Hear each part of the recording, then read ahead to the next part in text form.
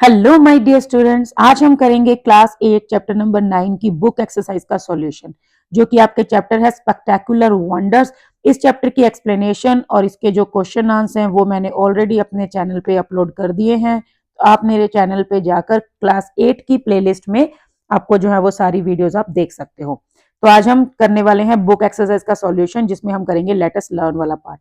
सो first question हमारे पास है, fill in the blanks with the correct expressions from the text given in the box below. So first question है इसके अंदर, I have read many stories. तो इसका जो आंसर है that is to name a few. ठीक है, first one का आंसर है to name a few. Next है, do you know when this little town came into existence? Second का आंसर है came into existence. थर्ड है, his hard work has helped him to no end. Okay. Next is, there are no simple solutions to the age old problem of traffic jams. उसके बाद next है number 5, he opened the ancient wooden box and stared at the treasure in disbelief. ये है number 5। और last में हमारे पास बचता है number 6, in full glory. Sentence है, the garden is in full glory in spring with lots of beautiful flowers and bloom. ठीक है, उसके बाद सेकंड क्वेश्चन हमारे पास है, select the correct synonyms from the box given below that match the list of words in number 1 to 5. You में refer to a थेसारस, मतलब आप जो है वो एक डिक्शनरी या एक जो थेसारस वगैरह है उनकी हेल्प ले सकते हो। सिनोनिम्स हैं, फर्स्ट है मिस्टीरियस, पजलिंग, बैफलिंग। ठीक है, मतलब ये जो है ना, इस टाइप के क्वेश्चंस जो है वो आपके एग्जाम में आने के चांसेस भी ज्यादा हैं। तो इसका जो आंसर है दैट इज एनिग्मेटिक। ठीक है, फर्स्ट वाला हो गया हमारा एनिग्मेटिक। सेकंड है माइटी, जिजांटिक और ह्यूज, मतलब काफी बड़ा साइज, दैट इज कोलासल। ठीक है, सेकंड हो गया कोलासल। थर्ड है ब्रेथ टेकिंग, स्टनिंग, इंस्पायरिंग, तो इसका है स्पेक्टेकुलर, जो कि हमारे चैप्टर का टाइटल में भी है। नेक्स्ट वन इज पीसफुल, काम, ट्रंकिल, दिस इज सीरीन। और लास्ट है फिफ्थ अनयूजुअल, पेक्यूलियर और फॉरेन मींस एक्सोटिक। ठीक है, तो ये हमारा था सिनोनिम से रिलेटेड एक्सरसाइज। उसके बाद नेक्स्ट क्वेश्चन है, the expressions hide and seek and flora and fauna are used in the text, these are called binomials. Binomials मतलब जिसमें दो टर्म्स होती हैं। ठीक है, जैसे hide and seek, mom and dad. ठीक है, फ्लोरा एंड फाउना, इस तरह से बायनोमियल्स। बाय का मतलब होता है टू, तो टू का pair. Pair of fixed words joined bye and और, या तो ये एंड से ज्वाइन होते हैं या और से ज्वाइन होते हैं। The binomials are mostly synonyms, antonyms, rhyming words और सेम साउंड वर्ड्स। ठीक है, मतलब इनको किसी भी फॉर्म में जो है ये हो सकते हैं, सिनोनिम्स भी हो सकते हैं और एंटोनिम्स भी हो सकते हैं। ठीक है, जैसे up and down. Rhyming words भी हो सकते हैं। ठीक है, फ्लेयर एंड ग्लेयर, और सेम साउंड वाले वर्ड्स भी हो सकते हैं। ठीक है, तो ये जो है मतलब अब हमें क्या करना है, match the binomials in column number 1 with their meanings in column number 2। यहाँ पर हमारे पास कुछ बायनोमियल्स हैं कॉलम नंबर 1 में, उनको 2 के साथ मैच करना है। सो यू में रेफर टू अ डिक्शनरी, आप एक डिक्शनरी की हेल्प भी ले सकते हैं। तो फर्स्ट हमारे पास है ऑड्स एंड एंड्स। उसके बाद देखो एक चीज और है इसके अंदर, use the binomials given in column number 1 in sentence of your own. आपको जो है फिर सेंटेंसेस भी फ्रेम करने हैं। सो ऑड्स एंड एंड्स का जो मतलब है that is small and unimportant things. ठीक है, मैं इसका आंसर यहाँ साथ में लिखती जाऊंगी, मैच करूंगी तो काफी कंफ्यूजन हो जाएगा। सो फर्स्ट का आंसर है नंबर 7, ऑड्स एंड एंड्स मतलब स्मॉल अनइम्पोर्टेंट थिंग्स। उसके बाद इसका आप सेंटेंस बना सकते हैं, we found a box full of odds and ends. ठीक है, we found a box having odds and ends, ये भी लिख सकते हो, या फिर full of odds and ends. ठीक है, यहाँ पे आपको एक्सप्रेशन लिखना है। नेक्स्ट है सेकंड हमारे pass on end of. On end of का जो आंसर है दैट इज समटाइम्स, ओकेजनली, जो कि कभी कभी होता है, ओकेजनली या समटाइम्स। ठीक है, तो सेकंड का आंसर है number 5, it rained on end of through out the day, मतलब बार बार जो है थोड़े थोड़े टाइम बाद बारिश हो रही थी। So it rained on end of, ठीक है, ड्यूरिंग द डे, ऐसे करके आप लिख सकते हैं। थर्ड वन है mix and match. Mix and match आपको पता ही होगा, मिक्स करना और फिर किसी चीज को मैच करना।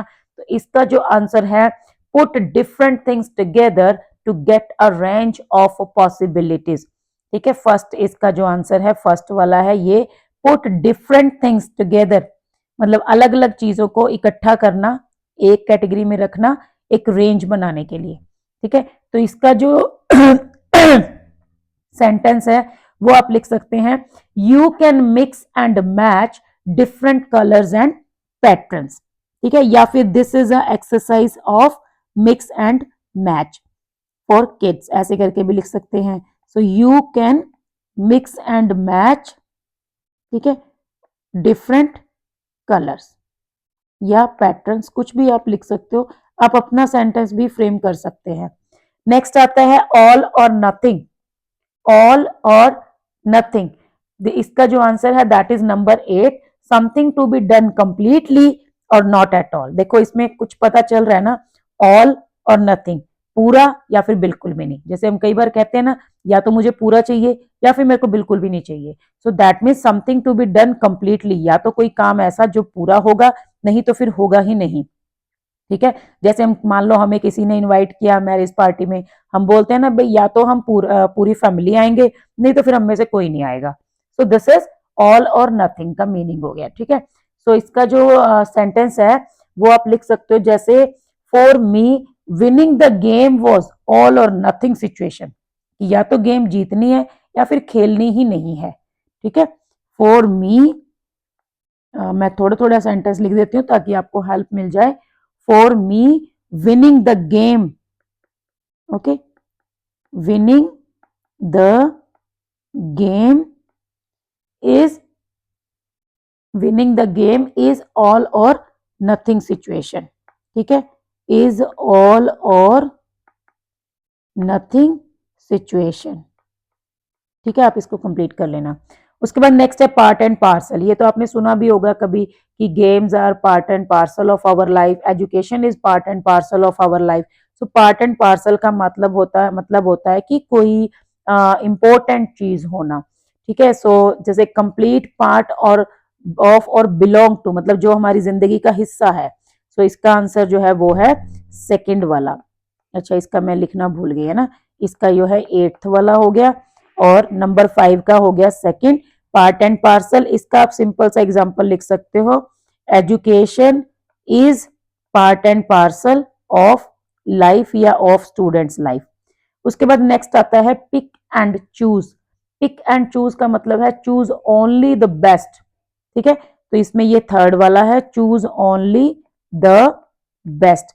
इसका जो है एग्जाम्पल है वो हम लिख सकते हैं, you can't pick and choose which rule is to follow. ठीक है, सो इसका आप जो है सेंटेंस लिख सकते हो, you can't pick and choose, या फिर हम ये लिख सकते हैं, you are not allowed to pick and choose which rule to follow. That means कि जो भी रूल है उसको आप चूज नहीं कर सकते कि आप कौन सा रूल फॉलो करेंगे कौन सा नहीं, सभी करने पड़ेंगे। उसके बाद है सूनर और लेटर। सूनर और लेटर का मतलब है to some time in future, at some time in future. ठीक है, मतलब अभी या फिर थोड़ी देर बाद ये काम हो जाएगा। ठीक है, सो सूनर और लेटर, इसका जो आंसर है that is number 4, at some time in the future. तो इसका जो सेंटेंस है वो आप लिख सकते हो, you have to do it sooner और लेटर। ठीक है, या फिर आप सूनर और लेटर को पहले भी लिख सकते हो कि सूनर और later comma you have to do it, मतलब चाहे अभी कर लो चाहे बाद में कर लेना, करना तो तुम्हें पड़ेगा ही। ऐसे ही मैं आपको बोल सकती हूँ सूनर और later you have to complete और too you have to revise the syllabus. ठीक है, और you have to watch this video, अभी देख लो चाहे बाद में देख लो, देखनी तो पड़ेगी। दैट मीन्स कि अगर आपको टॉपिक कंप्लीट करना है तो आपको ये काम करना पड़ेगा। उसके बाद लास्ट हमारे पास आता है लीप्स एंड बाउंड्स, और हमारे पास एक ही ऑप्शन बचता है that is the 6th one, increase और डेवलप वेरी क्विकली। जब कोई चीज बहुत जल्दी बढ़ती है, बहुत जल्दी इंक्रीज करती है, तो उसको हम कहते हैं leaps and bounds. So he has improved by leaps and bounds. ठीक है, मतलब जैसे कोई अभी आज बहुत डाउन है, एकदम से इंप्रूव कर जाता है, एकदम से बहुत बढ़िया हो गया ना, पता ही नहीं लगता कब चेंज आ गया, तो हम कहेंगे he has improved by leaps and bounds. ठीक है, तो ये हो गया हमारा एक्सरसाइज। उसके बाद नेक्स्ट देखो क्या है, क्वेश्चन नंबर 4 है study the highlighted words in the following sentences from the text. यहाँ पर कुछ वर्ड्स हैं, ठीक है, जैसे ये है the living root bridges are one of Meghalaya's most beautiful, creating a striking visual contrast against the surrounding rugged terrain in the given sentences. अब ये जो 3 वर्ड्स हैं लिविंग, स्ट्राइकिंग एंड रग्ड, ये जो हाईलाइटेड वर्ड्स हैं these are examples of verbs used as adjectives. देखो ये वैसे तो वर्ब्स हैं, जैसे लाइव है ना, स्ट्राइक, ये सब वर्ब्स हैं, एक्शन वर्ड्स हैं, लेकिन यहाँ पे इनको एज एडजेक्टिव यूज किया गया है, मतलब किसी चीज की ये क्वालिटी बता रहे हैं, तो इनको हम कहते हैं पार्टिसिपल्स। ठीक है, such verbs are called participles. अब उसके बाद क्या है, participles are verb forms that can function as adjectives and they come in 2 types. अब ये 2 तरह की होती हैं, देखो ये आपने देखा, एक तो आईएनजी वाली है और एक ईडी वाली है। तो एक तो होती है प्रेजेंट पार्टिसिपल, जैसे लिविंग एंड स्ट्राइकिंग, जिसमें आईएनजी लगता है। एक होता है पास्ट पार्टिसिपल, जो कि मतलब थर्ड फॉर्म की तरह लगता है, ईडी से एंड होता है। ठीक है, या फिर डी टी एन और एन से भी लग सकता है, जैसे कि इरेगुलर वर्ब्स की तरह। ठीक है, तो present participles are used to describe ongoing और कॉन्टिन्यूअस एक्शंस। जो प्रेजेंट पार्टिसिपल है वो यूज होता है ऑन गोइंग या कॉन्टिन्यूस एक्शंस को शो करने के लिए, जैसे for example people have seen these lights moving quickly in random directions but often hanging out in one spot for while before fading. ठीक है, तो ये सब क्या है, ये जो है प्रेजेंट पार्टिसिपल है। उसके बाद क्या है, जो पास्ट पार्टिसिपल है usually describe actions that have already been completed. जो पास्ट पार्टिसिपल्स हैं वो एक्शंस को शो करती हैं जो ऑलरेडी कंप्लीट हो चुके हैं, जैसे for example when the vehicles are parked at the indicated spot they begin moving forward at a speed of almost 20 kilometre per hour. So now fill in the blanks. अभी हमें समझ आ गया कि present participle क्या है और जो ये पास्ट पार्टिसिपल क्या है। अब हमें क्या करना है, इनको फिल इन द ब्लैंक्स करना है यूजिंग प्रेजेंट पार्टिसिपल और past participle from form of the verbs. ठीक है, सो द फर्स्ट है the dash marble monument looks even more spectacular in the moonlight. So क्या आएगा इसके अंदर, ग्लोइंग। ठीक है, ये ग्लो से बनेगा glowing, this is present participle. Next है, सॉरी ये पेज स्किप हो गया, मैं इसको अभी रीओपन कर लेती हूँ। तो हमारे मतलब यहाँ पे ये जो है ग्रामर से रिलेटेड एक्सरसाइज है। ठीक है, थोड़ा सा आपको बता देती हूँ कि इस टाइप की जो क्वेश्चंस हैं वो आपको ग्रामर सेक्शन में आने के चांसेस हैं। क्लियर, तो ये ग्रामर करने के लिए आपको इनकी प्रैक्टिस जो है वो जरूरी है। तो अभी हम वापस आ गए हैं हमारी एक्सरसाइज पे। पहला जो हमारे पास क्वेश्चन है dash the dash marble monument, इसका जो आंसर मैंने आपको बता दिया है, दिस इज ग्लोइंग। ठीक है, so the glowing marble monument looks more spectacular in the moonlight. Next है the dash view of the Himalayas, the amazing view. ठीक है, the amazing view of the Himalayas from Darjeeling attract visitors all over the world. Next है the sun temple in Konark features intricately carved stone. ठीक है, carving नहीं होगा, ये carved होगा, तो ये पास्ट पार्टिसिपल है क्योंकि वो ऑलरेडी हो चुका है काम। ठीक है, उसके बाद नेक्स्ट है dash at a height of 182 metre the statue of unity is dedicated to Sardar Vallabh Bhai Patel. अभी ये वैसे भी स्टार्टिंग में आ गया, तो स्टार्टिंग में ज्यादातर आपको आईएनजी मिलेगा। तो ये हो गया स्टैंडिंग एट अ हाइट। ठीक है, नेक्स्ट है the dash island of the Andaman and Nicobar offer some of the cleanest beaches in India, the scattered islands। ठीक है, scattered जो कि दूर दूर तक ऐसे फैले हुए मतलब बिखरे हुए हैं, scattered islands। तो ये हो गया पास्ट पार्टिसिपल। अब देखो नेक्स्ट कहता है number 5 study the highlighted words in the following sentences from the text, जैसे क्रॉसिंग द मैनी वाटरवेज, ये हो गया। उसके बाद है, अब यहां पर क्या कह रहा है, यहां पर ये जो है पास्ट, ये प्रेजेंट पार्टिसिपल नहीं है, ये उससे डिफरेंट है। In the given sentence the highlighted word crossing is one example of a verb used as a noun. ठीक है, मतलब देखो ये है क्रॉसिंग द मैनी वाटरवेज, ये एक एक्टिविटी, एक चीज है, मतलब मतलब क्रॉसिंग, ठीक है। तो ये जो है ना, ये एज अ वर्ब नहीं, क्रॉस करना नहीं, बल्कि क्रॉसिंग का जो है एज अ चीज जो है नाउन यूज हुआ है। तो यहाँ पर ये क्या है, इसको हम जेरंड कहते हैं। देखो यहाँ पे आप कंफ्यूज हो जाओगे पक्का। आईएनजी देखो फर्स्ट फॉर्म के साथ आईएनजी लग रहा है। अब इसके तीन रोल हैं, ठीक है। एक रोल तो इसका ये है कि ये एक्शन को दिखाता है, जैसे अभी हम क्या कर रहे हैं, वी आर स्टडिंग, तो ये तो हो गया आईएनजी फॉर्म की वर्ब, ठीक है। उसके बाद अगर ये एडजेक्टिव का काम करता है, जैसे हमने ऊपर ये किए, standing at a height of 182 metre the statue of Unity, Statue of Unity की एक क्वालिटी बता रहा है कि it is standing at a height of 182 metre, तब हो गया जी एडजेक्टिव, तब हम इसको बोल देते हैं पार्टिसिपल, ठीक है, प्रेजेंट पार्टिसिपल। अब जब ये एज अ नाउन यूज हो जाता है, जैसे क्रॉसिंग द मैनी वाटरवेज, मतलब ये जो है एक चीज है, ठीक है, तब क्या हो गया, तब ये बन गया जेरन। तो ये आप कंफ्यूज होंगे क्योंकि ये काफी प्रैक्टिस पे डिपेंड करता है, प्रैक्टिस करने से आपको समझ आएगा। जब भी हम पढ़ते हैं, जहां पे भी आपको आईएनजी फॉर्म मिले, उस पर कॉन्सेंट्रेट करो, उसको देखो कि वो क्या बता रहा है, किसी की क्वालिटी बता रहा है, किसी नाउन को रेफर कर रहा है, या कोई एक्टिविटी बता रहा है, तो उसी हिसाब से आपको फिर पता चलेगा कि वो क्या चीज है, ठीक है। अब देखो यहाँ पे क्या कह रहा है, gerunds are verb forms that can function as noun and they end in ING, ठीक है। तो जेरन्स क्या होते हैं, जो नाउन की तरह काम करती हैं, वर्ब्स, और आईएनजी पे एंड होती हैं। They can serve as the subject, एक तो वो कई बार स्टार्टिंग में आ जाती हैं, कॉम्प्लीमेंट, किसी को कॉम्प्लीमेंट करना हो, और object in a sentence as well as the object of a preposition, ठीक है। ऑब्जेक्ट की तरह भी आती हैं लास्ट में, जैसे हर पैशन इज पेंटिंग, और ऑब्जेक्ट ऑफ प्रपोजिशन की तरह भी आती हैं।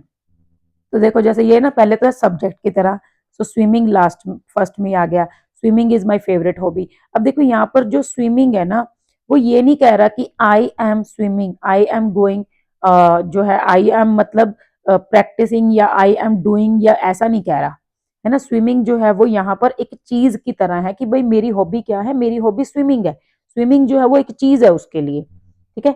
सब्जेक्ट कॉम्प्लीमेंट में देखो, हर पैशन इज पेंटिंग, ठीक है, ये सब्जेक्ट कॉम्प्लीमेंट है कि उसका पैशन, और पैशन सब्जेक्ट है, और वो है क्या, पेंटिंग है।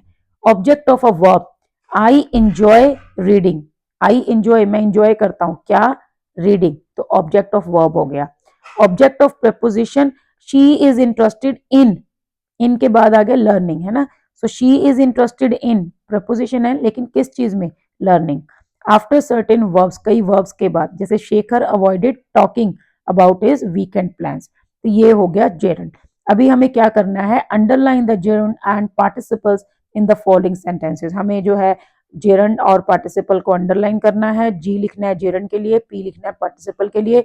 एक एग्जांपल जो है वो आपके लिए किया गया है, जैसे dancing is a great way to express emotions, dancing यहाँ पर एक चीज है, तो ये हो गया जी। उसके बाद देखो नेक्स्ट क्या कहता है, travelling can broaden your perspective, जैसे स्विमिंग के था, स्विमिंग, रीडिंग, राइटिंग, तो ये ट्रैवलिंग है, तो ये भी जी है, जेरन।